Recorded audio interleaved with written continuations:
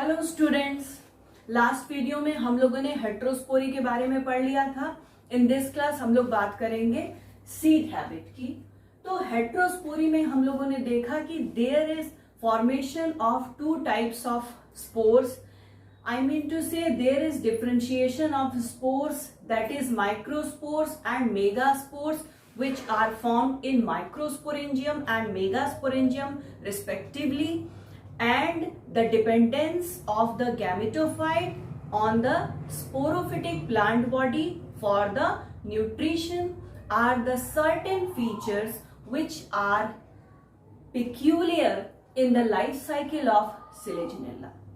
तो according to these facts ऐसा presume किया जाता है कि जो वेस्कुलर प्लांट्स हैं जो कि हेट्रोस्पोरस हैं, ऐसा माना जाता है कि जो सीड प्लांट्स हैं उनका इवोल्यूशन किससे हुआ है? वेस्कुलर प्लांट से हुआ है, जो कि कैसे हैं? हेट्रोस्पोरस हैं। चलिए शुरू करते हैं और जानते हैं कि सीड हैबिट क्या है। अगर आप लोगों ने चैनल को सब्सक्राइब नहीं किया है तो अभी कर दीजिएगा। Let's start. Firstly, the differentiation of spores into microspores and megaspores and their dependence किस पर डिपेंडेंट होते हैं? स्पोरोफाइट पर। स्पोरोफाइट पर किस लिए डिपेंडेंट होते हैं? अपने न्यूट्रिशन के लिए। So they are dependent on the sporophyte for the nutrition are the certain peculiar features present in the life cycle of Selaginella. Selaginella या other heterosporous pteridophytes में हमें इस तरह का peculiarity दिखाई देती है, and it is generally agreed that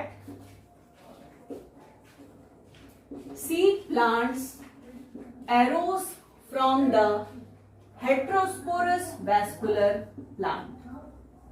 Heterosporous vascular plants, seed plants किससे अराइज हुए हैं? Heterosporous vascular plants. तो जनरली अगर हम सीड बियरिंग प्लांट्स की बात करें, जो सीड बियरिंग प्लांट्स होते हैं, मतलब कि ऐसे प्लांट्स जिसमें सीड्स पाए जाते हैं, ऐसे प्लांट्स में दो तरह के स्पोर्स बनते हैं। Two types of spores are form. कौन कौन से? चलिए देखते हैं। माइक्रोस्पोर्स बनते हैं और क्या बनता है?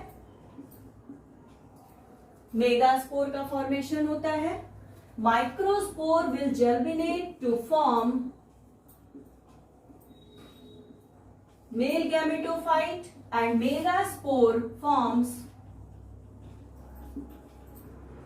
female gametophyte। तो मेल गैमेटोफाइट और फीमेल गैमेटोफाइट का फॉर्मेशन होता है।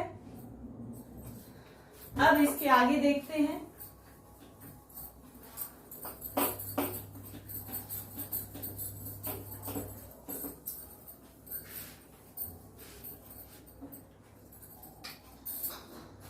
यहां पर जो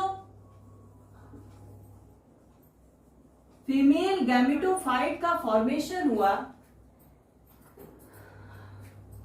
यानी कि जो मेगास्पोर्स हैं, megaspores do not shed from the megasporangium. ये मेगास्पोरेंजियम से इनकी शेडिंग नहीं होते हैं, बल्कि ये मेगास्पोरेंजियम के ही अंदर रिटेन होते हैं। It means they germinate inside the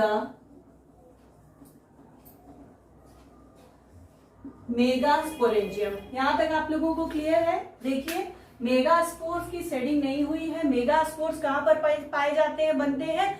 megasporangium में बनते हैं। तो मेगास्पोरेंजियम के भीतर ही इनका क्या हो जाता है? जर्मिनेशन होता है।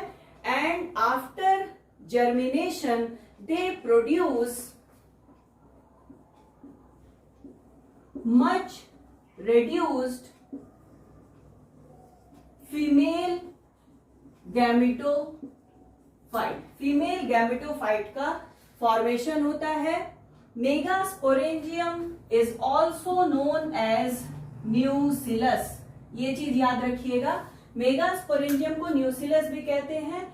और यहाँ पर मेगास्पोर जर्मिनेट करके फॉर्मेशन होता है यहाँ पर फीमेल गैमेटोफाइट का, जो कि कैसा होता है, इट इज मच रिड्यूस्ड। और इसी फीमेल गैमेटोफाइट में होते हैं, इट बियर्स आर्चिगोनियम। फिर उसके बाद यहां पर थोड़ा सा ध्यान दीजिए, ये जो न्यूसिलस है, न्यूसिलस और फीमेल गैमेटोफाइट, न्यूसिलस और फीमेल गैमेटोफाइट दोनों मिल करके दोनों के चारों तरफ एक कवरिंग होती है, a protective covering is present and which is known as integument. तो न्यूसिलस और फीमेल गैमेटोफाइट के चारों तरफ एक प्रोटेक्टिव कवरिंग होती है, that covering is known as integument. और the whole structure, whole structure कहने का मतलब है कि न्यूसिलस, फीमेल गैमेटोफाइट और integument, nucellus plus integument plus female gametophyte, ये तीनों मिल करके बनाते हैं क्या, ओव्यूल बनाते हैं। तो ovule consist of female gametophyte, nucellus and the protective covering which is known as integument. Now यहां पर ध्यान दीजिए, ये जो फीमेल गैमेटोफाइट है, the female gametophyte gets its nourishment from the sporophyte. इसको अपना नरिशमेंट कहां से मिलेगा, स्पोरोफाइट से मिलेगा, या आप कह सकते हैं कि पेरेंट प्लांट से मिलेगा। एंड न्यूट्रिशन इसे वहां से मिल जा रहा है, इसलिए इसे कोई भी जरूरत नहीं है खुद का एफर्ट लगाने की। It doesn't need any effort of their own। उसके बाद क्या होगा, फर्टिलाइजेशन, फर्टिलाइजेशन के बाद क्या बनता है, जाइगोट बनता है। जाइगोट कहां पर पाया जाता है, ओव्यूल के अंदर होता है। Zygote is present within the ovule and this zygote develops to form, क्या बनाता है, एम्ब्रियो बनाता है। And rest of the gametophytic tissue जो होते हैं वो क्या करते हैं, इस एम्ब्रियो को नरिशमेंट प्रोवाइड करते हैं। तो ये तो थी बात सीड प्लांट्स की, थोड़ा सा आप लोगों का कॉन्सेप्ट क्लियर करना जरूरी था यहाँ पे।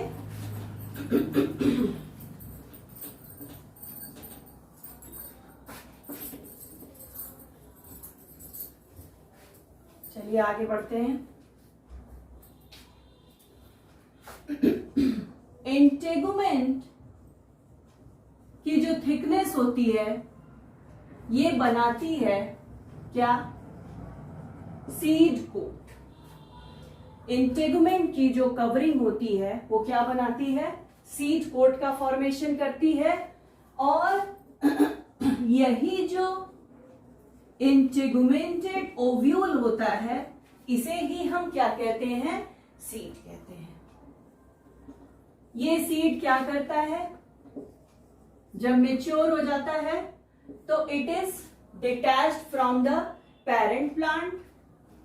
डिटैच्ड होने के बाद ये क्या करता है, जर्मिनेट करता है, और जर्मिनेट करने के बाद न्यू प्लांट बॉडी का फॉर्मेशन कर देता है। तो कुछ प्री रिक्विजाइट हम देखते हैं। What are the prerequisite for seed production? इसमें हम कुछ ऐसे पॉइंट्स देखेंगे, लिखेंगे जो सीड प्रोडक्शन की क्या है, जरूरत है या प्री रिक्विजाइट है। The most important pre requisite for seed production is the formation of 2 types of spores, यानी कि 2 तरह के स्पोर्स बनने ही चाहिए। Production of microspores and megaspores, यानी कि प्लांट कैसा होना चाहिए, हेट्रोस्पोरस होना चाहिए। दूसरी बात, मेगास्पोरेंजियम डज नॉट ओपन नहीं होना चाहिए। और तीसरी बात कि सिंगल मेगास्पोर का क्या होना चाहिए, जर्मिनेशन। कहां? With in the megasporangium. Megasporangium के भीतर सिंगल मेगास्पोर का जर्मिनेशन होना चाहिए। नेक्स्ट इंपॉर्टेंट थिंग कि न्यूसिलस की कवरिंग होनी चाहिए। That covering is known as integument, और यही इंटेगुमेंट क्या बनाता है, सीड कोट। सीड कोट का फॉर्मेशन करता है। न्यूसिलस के भीतर अगर आप देखेंगे तो यहां पर 4 हैप्लॉइड मेगास्पोर्स का फॉर्मेशन होता है after the reduction, division or meiosis takes place in megaspore mother cell। Megasporangium में मेगास्पोर मदर सेल्स का फॉर्मेशन होता है और यही megaspore mother cells undergo reduction, division और it undergoes meiosis to form 4 haploid megaspores. तो यहां पर 4 हैप्लॉइड मेगास्पोर्स का फॉर्मेशन होता है और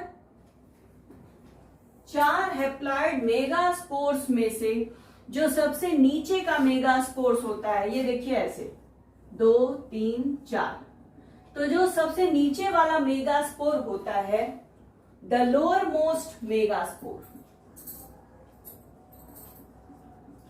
लोअर मोस्ट मेगास्पोर क्या करता है, डेवलप करके बनाता है फीमेल गैमेटोफाइट, और बाकी जो रेस्ट ऑफ द 3 मेगास्पोर्स होते हैं वो क्या हो जाते हैं, डीजेनरेट कर जाते हैं। कुछ और इंपॉर्टेंट पॉइंट्स हैं जो कि प्री रिक्विसाइट हैं for the seed production.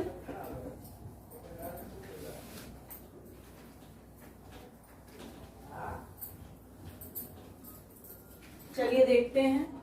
Next point है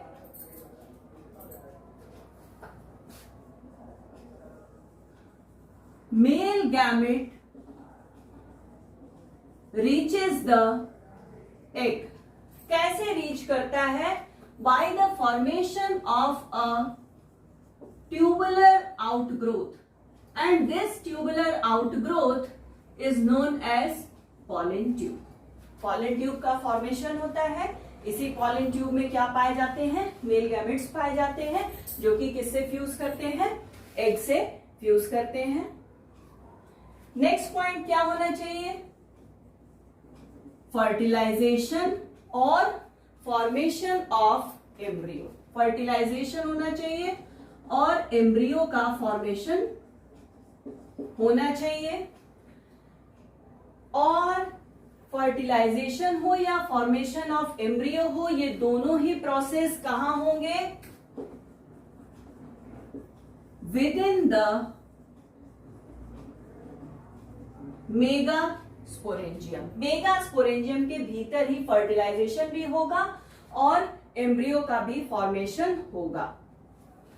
फाइनली जो एम्ब्रियो बनता है इट अंडरगोज रेस्टिंग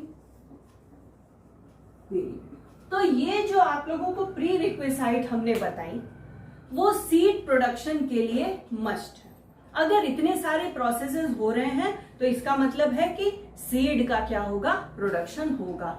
अगर इन सारे प्रोसेसेस में से कोई भी एक प्रोसेस लैकिंग है तो सीड का प्रोडक्शन नहीं होगा। अब थोड़ा सा हम लोग बात करते हैं सिलेजिनेला की।